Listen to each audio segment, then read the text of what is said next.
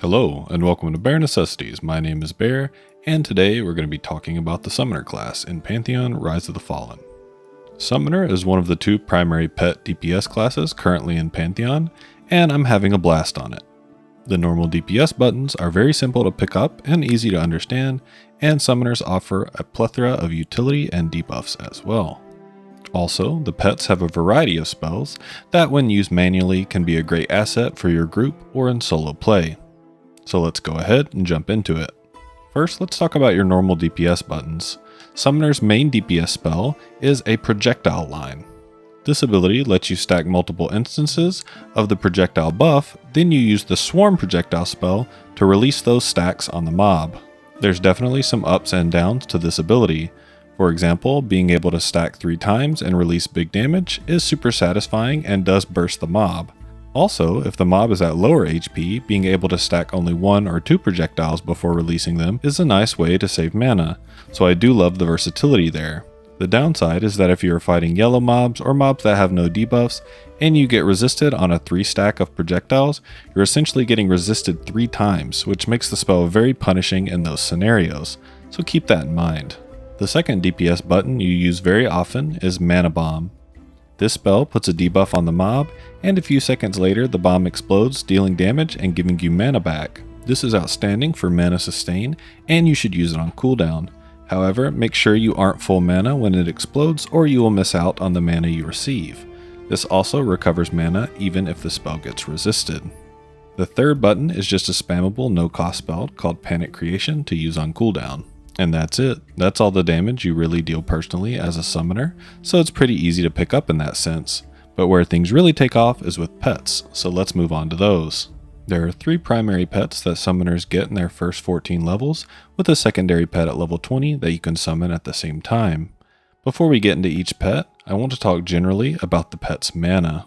Each of the abilities that pets have use mana, so you really don't want to have all your pet spells on auto activate. You can change the auto activate by just right clicking the skill. If the green light is on, your pet will auto use that ability. If off, it won't use it. The reason you don't want auto activate on every ability is because if you do, your pet will go very quick and will just be an auto attacker. So generally, I'd say to keep any ability that does significant damage on auto activate while keeping utility skills on manual activate. That said, we'll jump into each pet and talk about the skills they get in more detail. The first pet you'll get is the tank pet or the Titan. The tank pet has a variety of spells including a physical damage attack, a taunt, a root, 2 stuns, and a lasso. In terms of auto activate, if I'm out soloing or duoing with the tank pet, I'll keep the damage ability on auto and manually use the taunt. The root I rarely use unless maybe the mob is about to run into more aggro, but the stuns are almost just better for that. One of the stuns is on a really long cooldown, so keep that one up because it's free. You can also use this to interrupt abilities on casters or mobs that have big damage attacks. The Titan also gets one more spell, but it's more of what I'll call a summoner command. Each pet will get one ability that costs 20% of the summoner's mana and does various things. The one for Titan is a 2-second stun, but it also gains threat, so if your pet doesn't have enough mana to use its taunt, you can use the summoner's mana for an extra taunt, or an extra stun to stop the mob from casting an important ability. For all of these commands, you need to have your pet as your defensive target, which just means it needs to be your friendly implied target window. Also, the Titan pet passively has a chance to lower the AC of the mob it's hitting, and also gains AC based on the percentage of the summoner's AC. Alright, second pet. Let's talk about the Zephyr. The Zephyr is a melee DPS pet, it can dual wield, and it has some backstabs. In general, in a melee-centric group with haste, this pet does a lot of sustain damage, even with just auto attack. The big backstab Wind Blade, in my opinion, costs a little too much mana at 45 mana.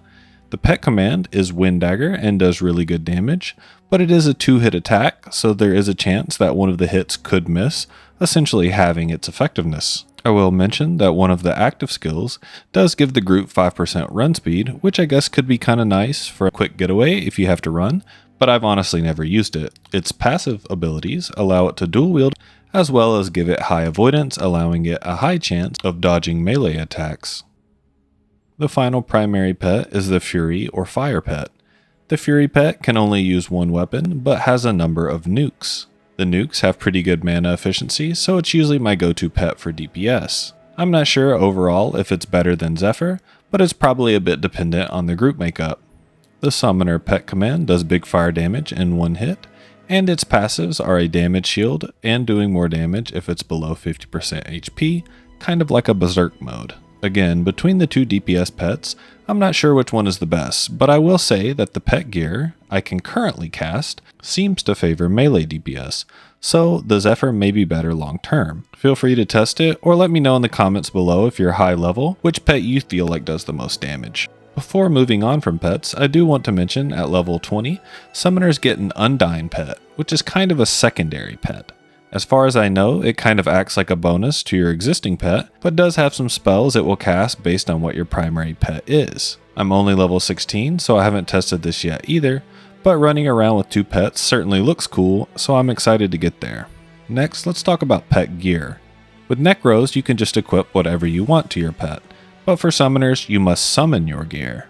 The initial spells that give you gear and weapons are just AC and damage, but at level 16, you start getting upgraded gear that actually has some stats on it. While leveling up, make sure that you hit those rocks a lot and hold on to every gem you get because it's actually used to summon the higher level gear. Here's the gems required for each piece. Wrist, citrine. Hands, quartz. Waist, zircon. Chest, spinel. Head, topaz. And shoulders, jade. It will consume one of these gems every time you summon a piece of this gear. To equip this gear, just right click on your pet in the pet window and you can see that your pet has an equipment set. Once you equip the armor to that pet, it is tied to that specific pet.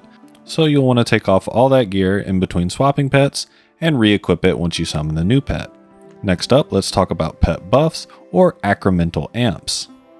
These are buffs specifically for your pet that will do things such as increase the HP and AC, the mana pool, auto attack haste, etc.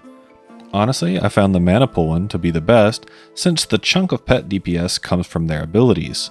Maybe with better weapons on the Zephyr, haste is better, but I'm not sure yet. In terms of debuffs, I think Summoner actually gets some really good ones if they utilize a mob with exposure on it. One decreases action speed by 25%, and one reduces resist by 20%. You can also put mobs in the disoriented state with Manifest Decoy, Opening Gap with Force, and finally exploit Off Balance with Arcane Rod, which increases magic damage done to the mob by 15%. This does only last for 10 seconds, but it is nice for mage heavy groups. Last but not least, I do want to mention that summoners get Summon Corpse, just like necromancers. This spell will summon a corpse of anyone in the zone. If you die deep in a cave or somewhere surrounded by mobs, getting corpse summons are essential to recover loot, as well as get good reses for XP recovery. In general, I think Summoner is a really fun DPS class that can also solo very well. It does require a bit of micromanagement if you want to do the most DPS you can do by actually binding the pet spells and using them effectively, but it's probably still a bit simpler than managing wizard runes in my opinion. I will be playing on my Summoner for a while, but I will hopefully have a new class basics video for the Dire Lord next, but it may be a few weeks. I hope you enjoyed this video, and if you did, please leave a like or comment on the video, and subscribe if you haven't yet. Thanks for watching, and I'll see you later.